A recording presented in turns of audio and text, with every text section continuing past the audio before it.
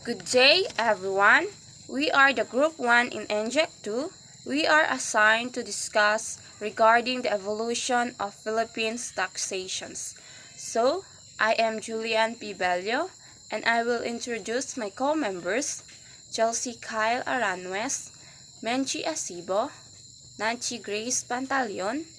Now, for today's agenda, we are going to determine what is taxations, discuss the 6 categories of taxes according to E. Leon, the history of tax, discuss the taxes under 6 heading, determine the purpose of tax, and the 2 types of taxations in Philippines.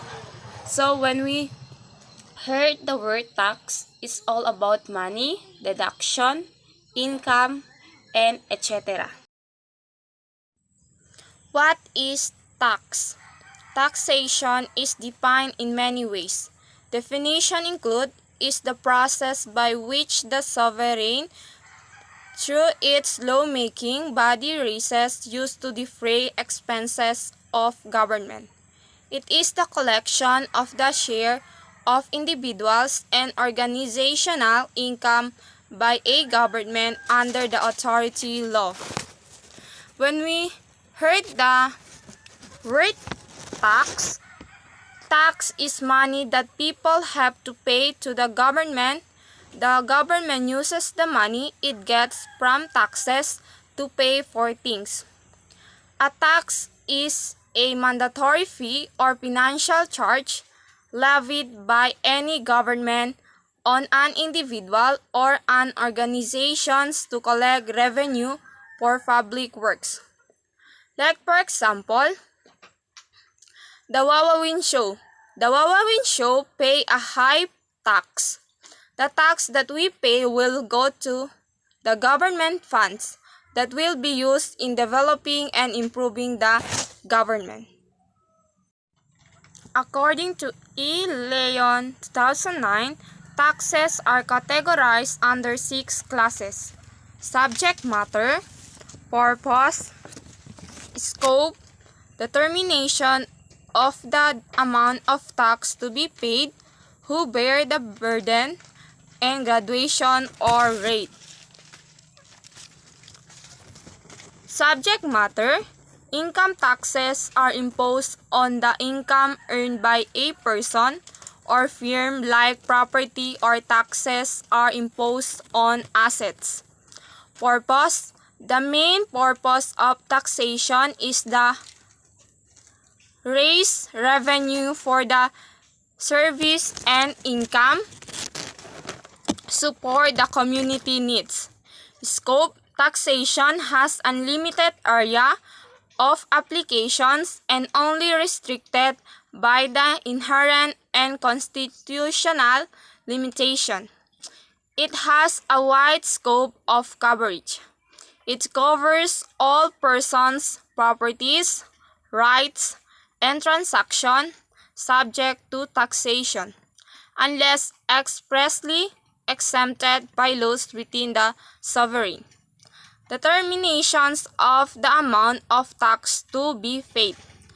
A determination is treated for tax collection purpose as if it were a self-assessment made by taxpayer. Who bear the burden? Buyers bear most of the burden of an exercise tax when supply is relatively elastic and when demand is relatively inelastic.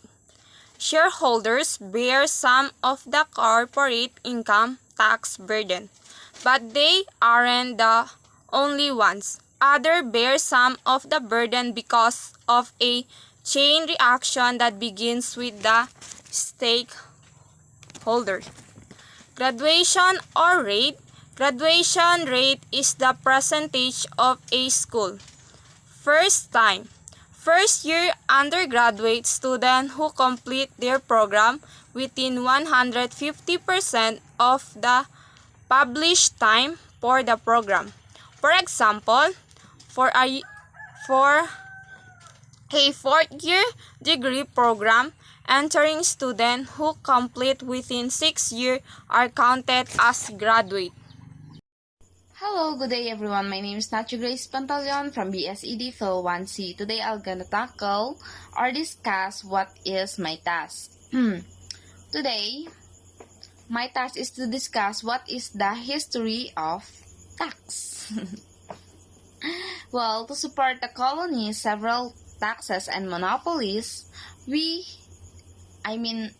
establish the buwis, or what we call tribute, which could be paid in cash or kind, with tobacco, chicken, and they produce gold, blankets, cotton, rice, or others.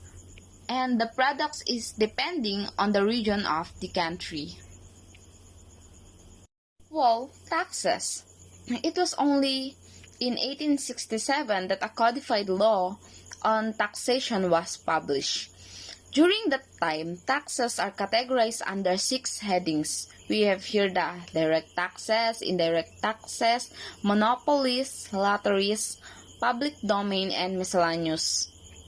First, we have to tackle the direct taxes, which is it is a tax such as income tax, which is levied on the income or profits of the person who pays the taxes rather than on goods or services. Second, we have here the indirect tax or what we call custom duties.